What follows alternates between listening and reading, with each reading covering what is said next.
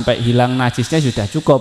Tapi kalau pakai batu ataupun yang sejenisnya, kayu, lah itu nanti harus dengan persyaratan-persyaratan seperti sudah dijelaskan tadi. Jadi tidak hanya pakai kayu saja.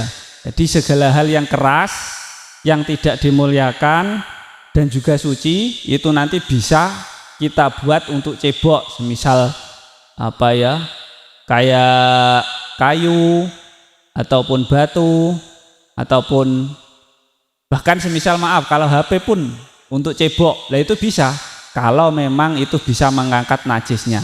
Tapi kalau tidak ya tidak bisa. Kalau hal-hal yang licin-licin ngono ya enggak bisa kan mengangkat. Jadi kayak agak-agak keras gitu nanti baru cukup untuk kita buat istinja, dan sesuai aturan fikih itu nanti bisa suci. Dan ketika kita sudah memakai batu itu, meskipun kita tidak dibasuh dengan air itu pun sudah cukup, tapi lebih baik dibasuh dengan air dengan kaidah yang di atas tadi, menggunakan batu lalu dibasuh dengan air, itu malah lebih baik. Tapi kalau tidak pakai air, sudah cukup pakai batu sudah bersih, ya itu sudah sah-sah saja. Mau buat kita sholat nanti juga sudah bisa. Wa yujtanabu. Nah, itu adalah tentang istinja, caranya cebok kita itu pakai batu sejenisnya ataupun dengan pakai air. Nah, sekarang masuk tentang sikap ketika seseorang itu qadil hajat. Ya ketika kita melakukan kencing ataupun BAB, itu sikap menurut fikih itu gimana? Wa yujtanabu lan ngedono sapa wong wujuban kelawan wajib sapa qadil hajati. Sapa qadil hajati wong kang nekani hajat ngedono istiqbalal kiblati ing madhep kiblat al-ana ing dalam saiki.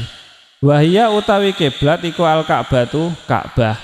Wastidbaruha lan mungkuri kiblat fi sahra'a ing dalem ora-ora. Ilam yakun lamun ora ana iku bainahu ing dalem antarane qadil hajat wa bainal kiblati lan ing dalem antarane kiblat apa satirun aling-aling.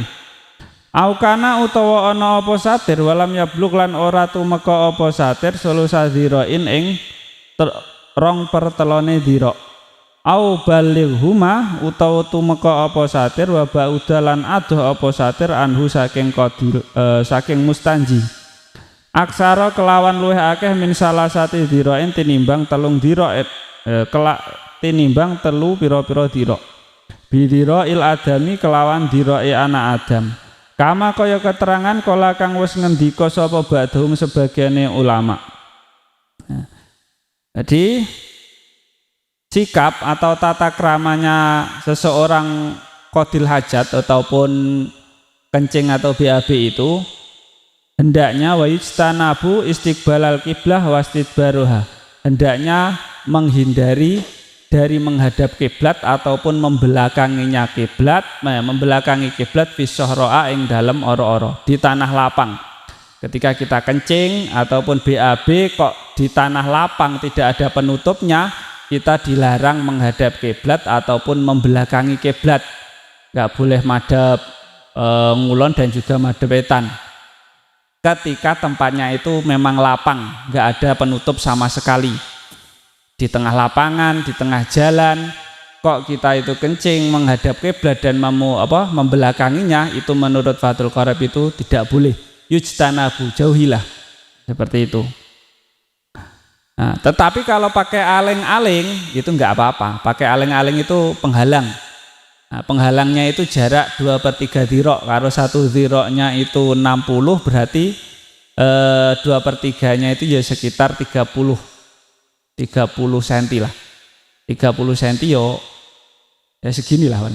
Jadi harus ada penutup. Kalau memang tempatnya itu tidak dikhususkan semisal seperti toilet ataupun jamban yang sudah ada tempat khusus, kita kebelet pipis ataupun yang lainnya, kok kita menghadap kiblat, itu menurut fikih nggak boleh menghadap kiblat ataupun membelakangi kiblat. Ketika kita kencing ataupun BAB itu tidak boleh.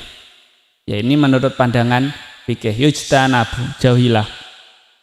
Wal bunyanu utawi bangunan pira-pira bangunan fi hadza ing dalem iki wajib ngedohi kiblat kasahra kaya ora-ora bisyarti kelawan syarat al-madhkuri kang wis den tutur illal binaa kejaba bangunan al-mu'adu kang den cawisake liqada ilhajati krana nekani hajat fala krana nekani hajat fala hurmata mongko ora ana haram iku maujud fihi ing dalem bina al-mu'adu liqada ilhajat mutlakon kelawan mutlak. Nah, tetapi ketika bangunannya itu sudah bangunan atau tempatnya itu sudah dikhususkan memang untuk kencing seperti toilet, kamar mandi, nah, itu fala hurmata fihi mutlakon, maka tidak diharamkan sama sekali secara mutlak. Jadi ketika kita sudah di kamar mandi mau menghadap kiblat ataupun membelakanginya itu tidak terkena hukum harus menjauhi menghadap kiblat. Jadi haramnya ini ketika kita memang berada di tanah lapang atau tempat yang tidak ada penghalangnya sama sekali. Kita mau kencing itu tidak boleh menghadap kiblat dan juga tidak boleh membelakanginya. Tapi ketika tempat itu memang sudah dikhususkan seperti toilet, kamar mandi dan yang lainnya, itu nanti enggak apa-apa, tidak terkena hukum haram. Atau tanah lapang tapi kita sudah pakai aling-aling, itu enggak apa-apa. Tapi ya alangkah baiknya sebisanya kita hindari ketika kita qadil hajat itu menghadap kiblat. Wa kharaja lan kejaba biqaulina kelawan dawuh ingsun maksude Kyai Musannaf al-ana rupane al-ana ing dalam saiki kiblat di masa sekarang apa ma panggonan kana kang ana apa ma iku kiblatun kiblat iku kiblatan kiblat awalan ing dalam kawitane ka Baitul Muqaddasi kaya Baitul Maqdis Fastikbaluhu mongko utawi madhep Baitul Maqdis wastidbaru halan mungkuri Baitul Maqdis iku makruhun kang den makruhake. Jadi umat Islam kan dulu kiblatnya sebelum Ka'bah adalah Baitul Maqdis. Jadi itu kiblat awal. Jadi gimana ketika kita mau qadil hajat kok menghadap Baitul Maqdis? Itu di sini hukumnya adalah makruhun, makruh. Ketika tidak ada penghalangnya. Tapi kalau di menghadap Ka'bah untuk sekarang tanpa ada penghalang itu haram. Tapi kalau Baitul Maqdis tanpa penghalang itu hukumnya makruh. Nah, fikih itu ya seperti ini memang tentang hukum menurut pandangan Syafi'iyah ketika menghadap kiblat itu hukumnya haram ketika kita kencing menghadap kiblat tanpa adanya penghalang. Kecuali memang tempat itu sudah diperuntukkan untuk kita qadil hajat, nggak apa-apa. Wa yujtanabu yang kedua, sikap kita sikap seorang qadil hajat, orang yang sedang kencing ataupun BAB. Wa yujtanabu lan ngedono ada ban kelawan sunah. Sapa qadil hajati wong kang nekani hajat al-baula ing nguyuh wal ghaita lan ing ngising fil ma'i ing dalem banyu araqidi kang meneng. Jadi hendaknya seorang yang melakukan qadil hajat, kencing ataupun buang air besar itu hendaknya menghindari melakukan kencing tersebut di atas air yang menggenang, air yang diam. Air yang diam.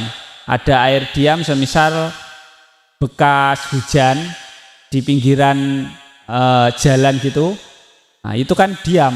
Kalau kita kencing di tempat yang seperti itu tidak boleh, nggak boleh. Nggak bolehnya di sini adalah apa? Sunnah ya meskipun sunnah ya hendaknya dijauhi. Amal jari haram ya. Amal jari anapun utawi banyu kang mili fayukrohu mongko makruh fil qalili ing dalam banyu kang kitik minhu saking al jari dunal kasiri dudu banyu kang akeh lakinnal aula tetapi ini utawi kang luwih utama iku ijtanabu ngedohi sapa mustanji sapa qadil hajat wa bahasalan bahas sapa An-Nawawi Imam Nawawi tahrimahu ing harame baul wal ghaid fil qalili ing dalam banyu kang kidik ana iku jarian banyune iku kang mili kana ana apa ma aurakidan utawa banyu kang meneng. Nah, jadi haramnya itu adalah kita kencing di air yang apa jenenge menggenang diam. Tapi kalau airnya mili atau mengalir itu hukumnya makruh. Ketika airnya itu sedikit, bukan banyak.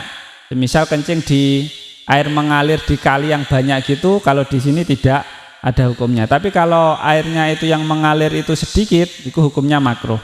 Tapi kalau airnya itu diam, itu haram. Nah, tetapi yang menurut yang paling utama adalah kita tetap tidak boleh kencing di atas air, entah itu mengalir, diam, ataupun banyak ataupun sedikit. Nah, tetapi Imam Nawawi membahas tentang keharamannya dalam air yang sedikit. Kalau air yang sedikit, entah itu mengalir ataupun diam, itu menurut Imam Nawawi tetap haram. Air sedikit kok kita kencingi, air sedikit kok kita isingi semisal. Nah, yang seperti itu tidak boleh menurut Imam Nawawi. Jadi tetap intinya kalau di atas itu tetap kita tidak boleh BAB ataupun kencing di atas air yang mengalir yang sedikit. Kalau banyak semisal ya kayak toilet yang zaman dulu di pinggir kali ya enggak masalah.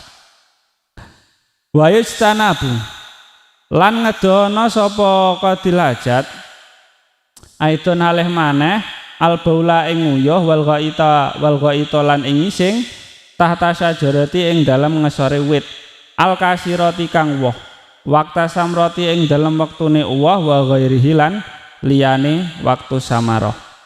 Jadi hendaknya seseorang itu juga tidak atau menjauhi kencing dan BAB di bawah pohon yang berbuah, entah itu waktunya itu sudah musim berbuah ataupun tidak.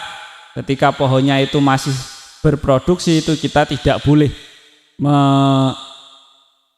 melakukan qadil hajat di bawah pohon. Nah, jadi ulama merumuskan hukum-hukum seperti ini tetap ada hadis, ada Al-Qur'annya. Jadi tidak boleh untuk tidak membuat hukum dengan dirinya sendiri. Ada hadis, ada dalilnya.